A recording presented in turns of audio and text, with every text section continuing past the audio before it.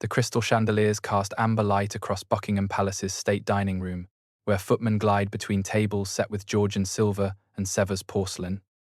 The air carries beeswax Polish and hothouse flowers, while diplomatic murmurs create a symphony of power.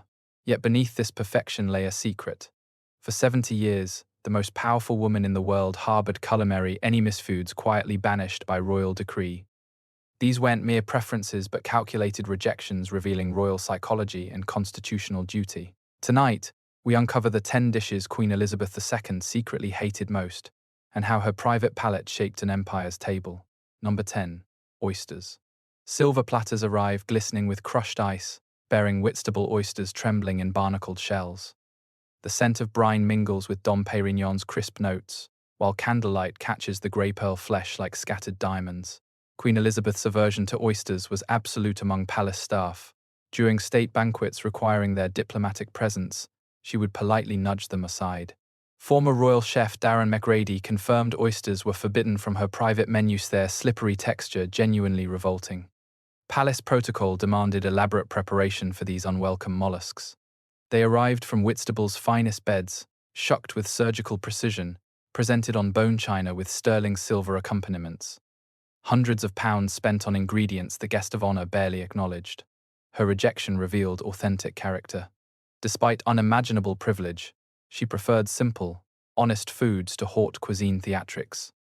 This quiet refusal to pretend enjoyment demonstrated the strength defining her. Reign beneath the crown lived a woman who knew exactly what she liked. Number 9. Raw onions in any form.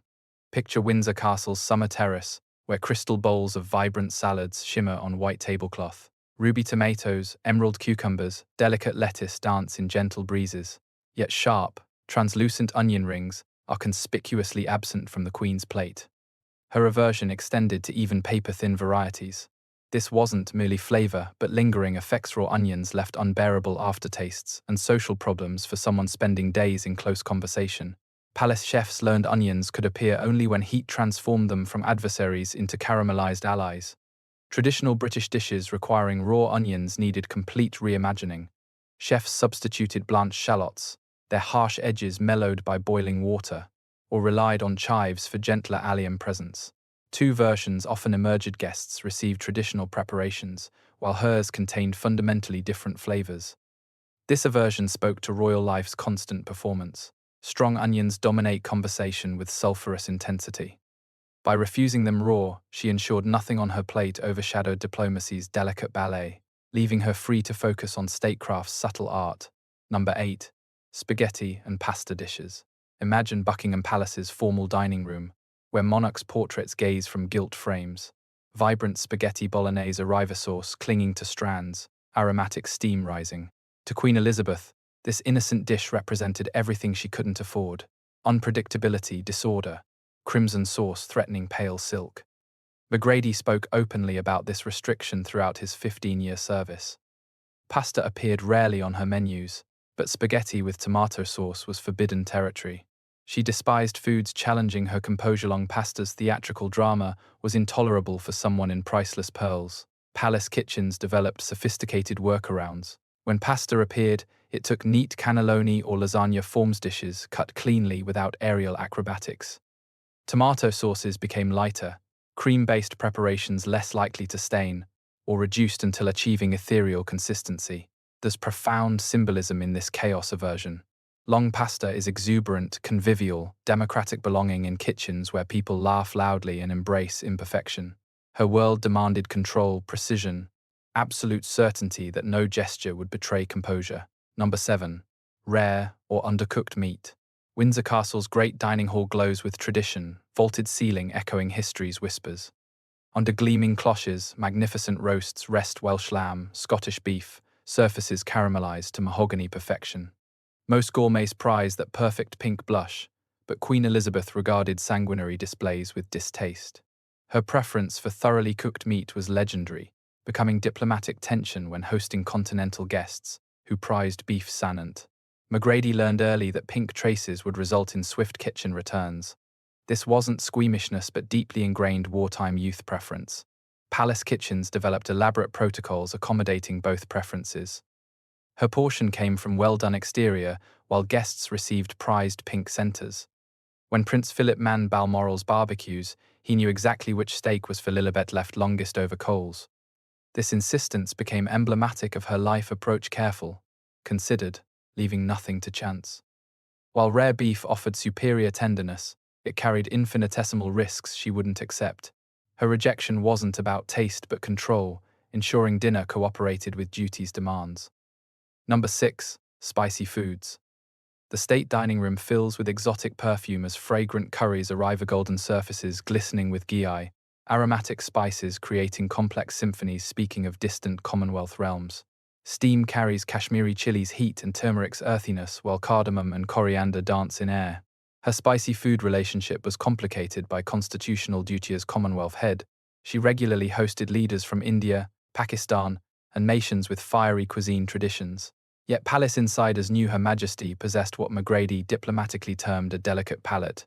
Royal chefs became culinary diplomacy masters, creating special versions maintaining visual authenticity while containing virtually no heat.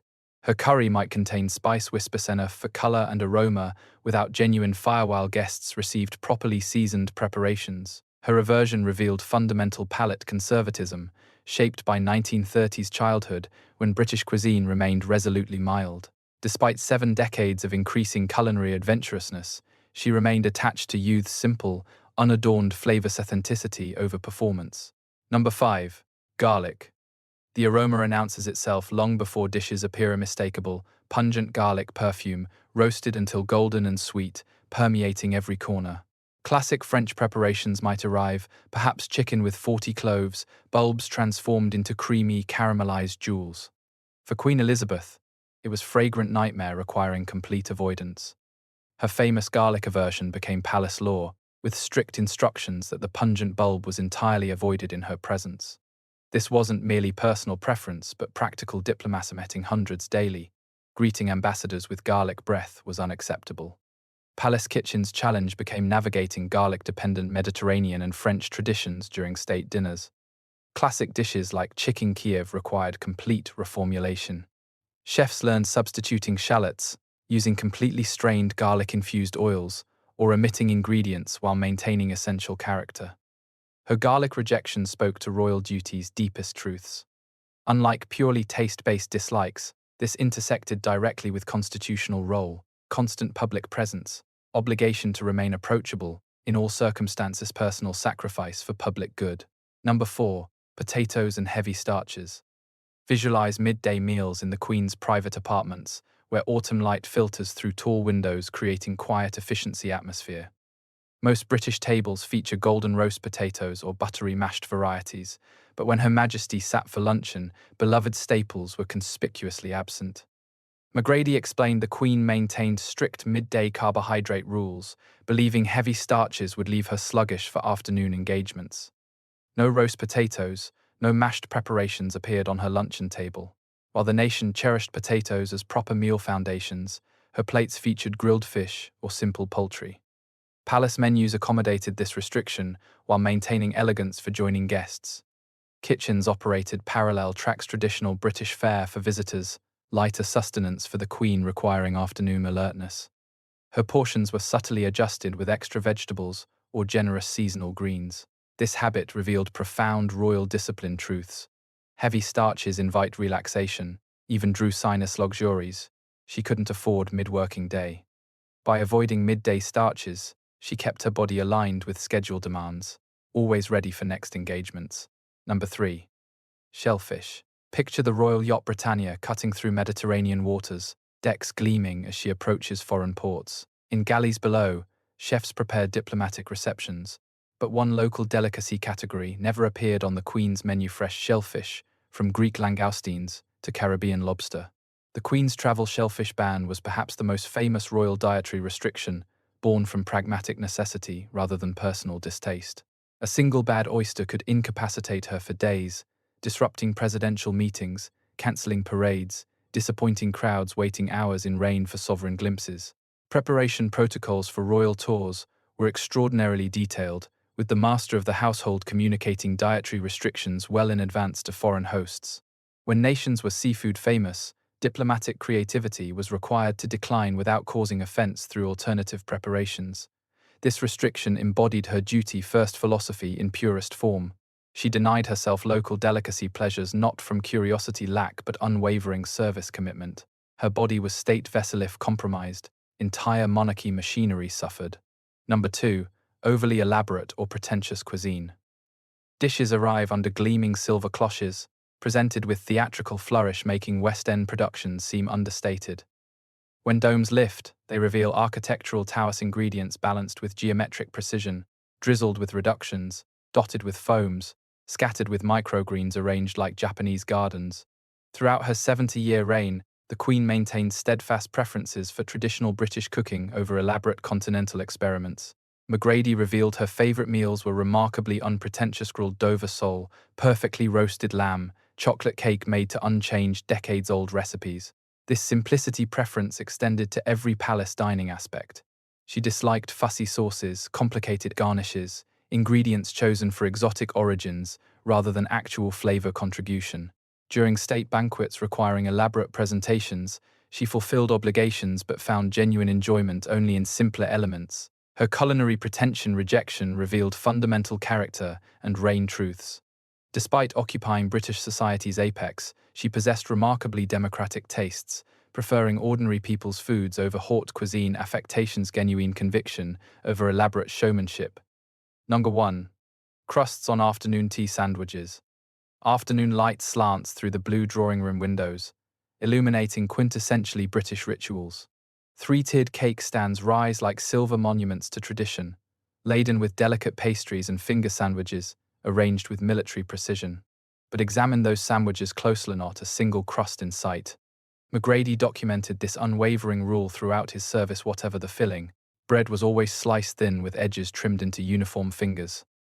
Crusts were considered too rustic for afternoon tea's delicate choreography, too rough for refined ritual representing British civilization's heart. In royal kitchens, this preference became daily ritual involving considerable labor and precision. Loaves were selected for fine texture and even grain, then hand-sliced and trimmed, ensuring absolute uniformity. Dozens, sometimes hundreds of sandwiches met exacting crustless perfection standards. This particular aversion carried profound symbolic weight, representing the Queen's lifelong editing of anything coarse from her carefully controlled world. Those missing crusts became metaphors for her entire reign, elegant, traditional, flawlessly contained, with all hard edges quietly cut away. The story of Queen Elizabeth II culinary aversions is ultimately duty told in miniature. Each banned ingredient reveals a monarch who understood that wearing the crown meant surrendering even smallest personal indulgences to serve larger purposes. Her food choices were never just about tasty, were strategic decisions ensuring she could fulfill constitutional roles with grace and unwavering composure. From garlic absence that might compromise breath during close conversations to messy pasta rejection that could stain clothing at crucial moments, every dietary restriction served the institution she embodied. Her preferences weren't arbitrary but calculated, each protecting monarchy from small vulnerabilities becoming large embarrassments. What strikes you most about these royal dietary restrictions, the practical wisdom behind them, or the personal sacrifices they represent?